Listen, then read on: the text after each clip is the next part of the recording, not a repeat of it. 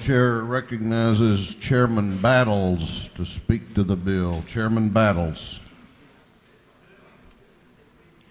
Thank you, Mr. Speaker.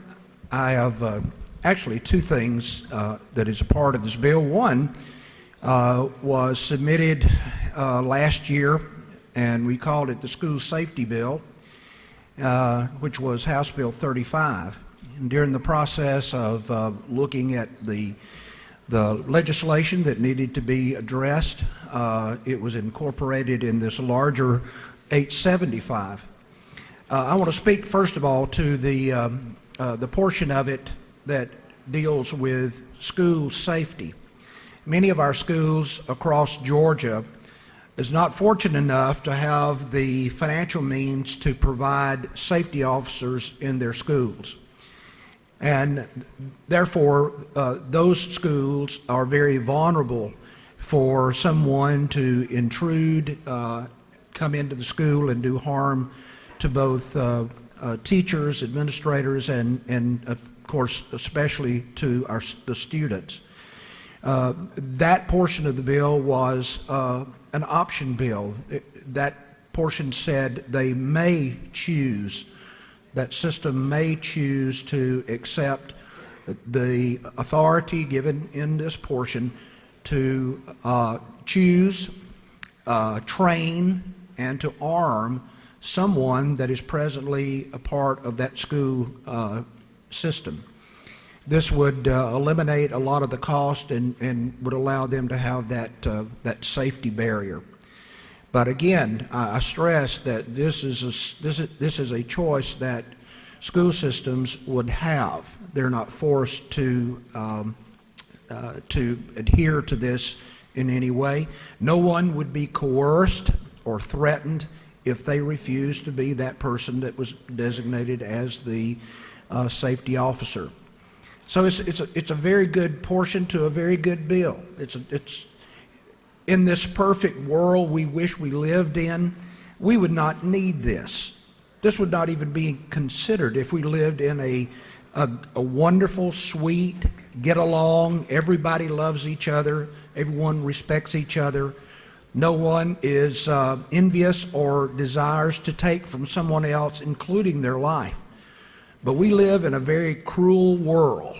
That's the reality. We live in a world that is dangerous. And maybe our founding fathers did not look way down the road and say, you know, I bet you in the 2000s there's going to be murders on the streets and of our nation, and I really can't even imagine what would be going on and how that they would be able to defend themselves. Well, I think they did. I think they, back in the very writing of what we now enjoy is our Second Amendment, they gave us that opportunity to be able to defend ourselves against those who wish to harm us. The second thing that I would like to say is this.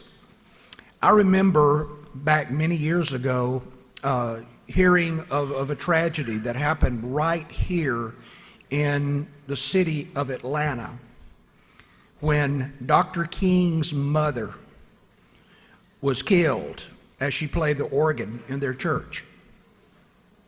A man who I believe that was deranged, that was a man who was bent on creating harm, unresisting, uncontrolled. He walked in and there was a murder. And that's not the only one. I may not have all the exact facts of what went on there, but there was a life that was taken. Now the question is could there have been some intervention? And the intervention is this. The intervention is this, that there, as it is with schools, with those that are in our churches, we have a large number of children that's in our churches.